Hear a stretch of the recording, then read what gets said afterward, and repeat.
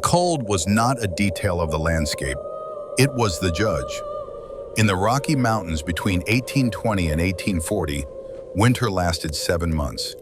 7 months when temperatures could drop to 40 degrees below zero, when the wind cut like a blade, when snow swallowed entire trails overnight.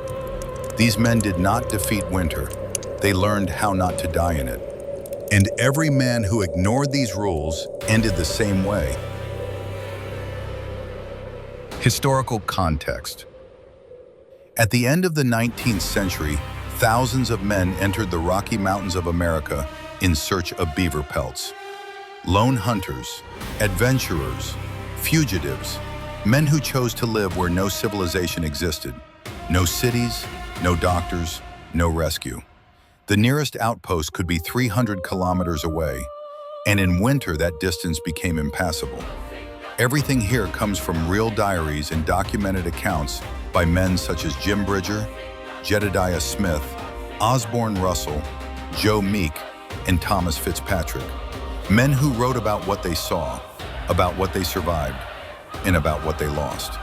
And the first lesson they all learned was simple and brutal. In extreme cold, ignorance kills faster than any bear, any storm, any wild animal. The mountain did not forgive mistakes. It never did. First rule, do not sweat. In extreme cold, sweat is poison. This was not a metaphor. It was pure physics. When you move too fast in the cold, when you push your body beyond its limit, you sweat, and that sweat soaks the layers of clothing meant to protect you. The snow was so deep that we advanced with extreme slowness, and the cold was so intense that any exertion left us drenched inside. Men who ran to warm themselves woke hours later, shaking uncontrollably, unable to stop. Osborne Russell, winter of 1835. When you sweat in the cold, moisture freezes against your skin, and the body loses heat 25 times faster when it is wet than when it is dry. 25 times. That meant a sweating man, even dressed in thick furs, could die of hypothermia in less than an hour if he stopped moving.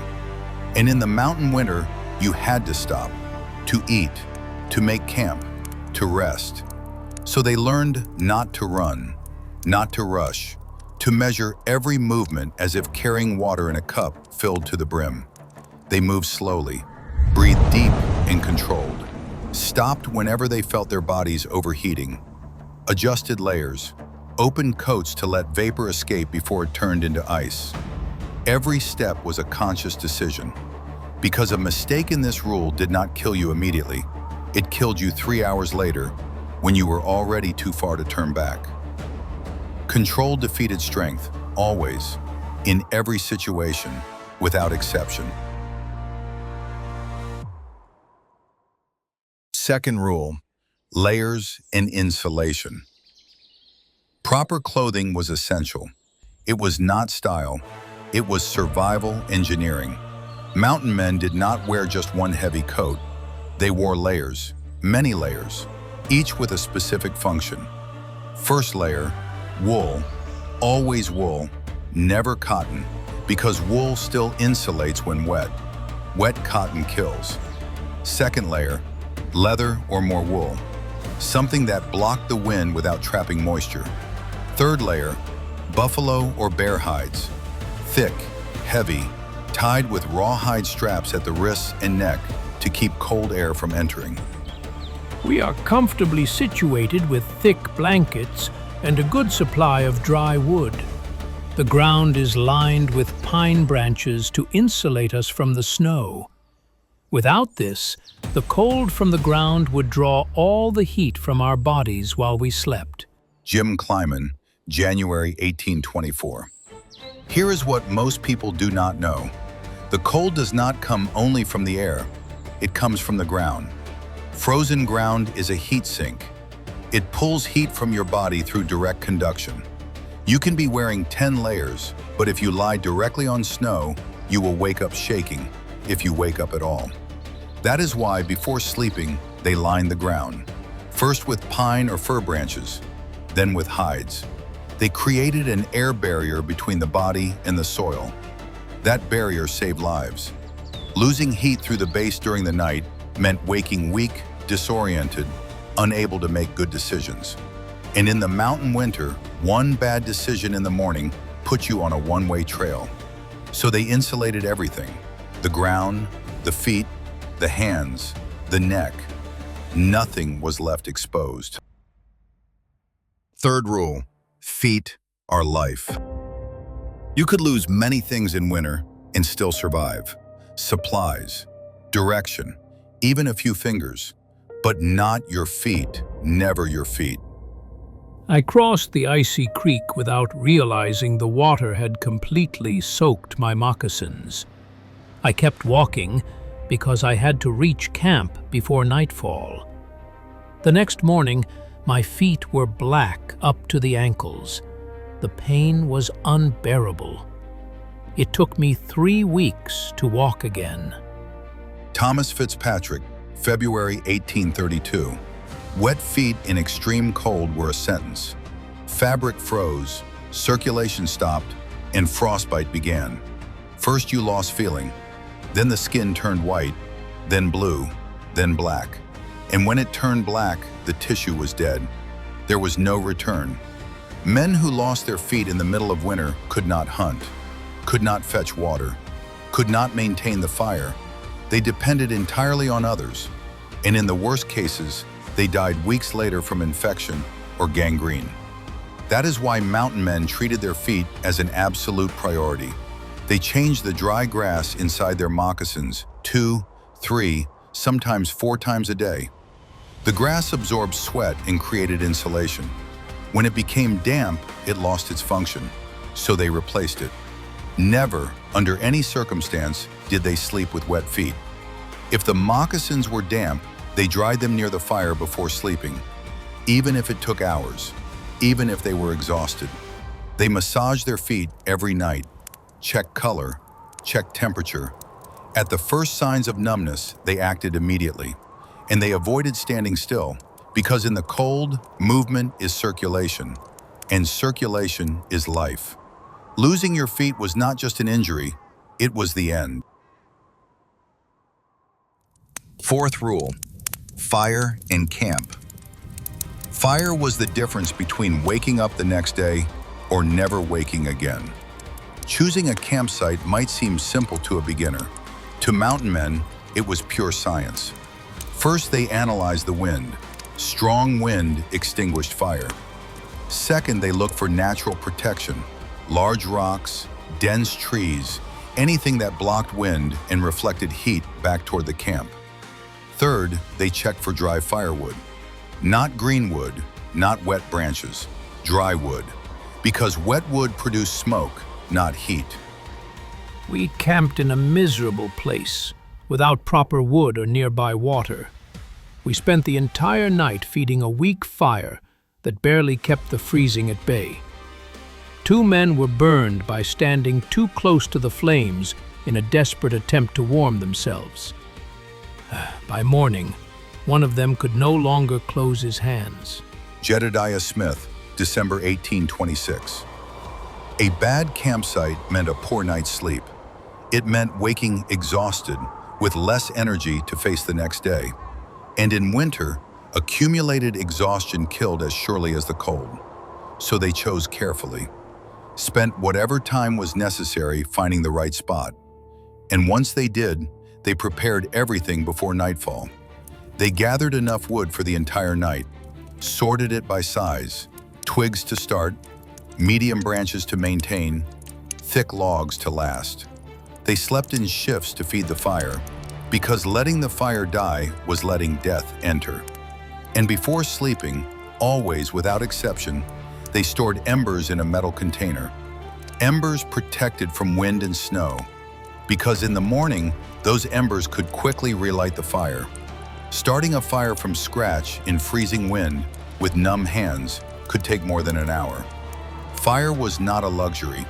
It was the line between the living and the dead. Fifth rule: safe routes beat courage.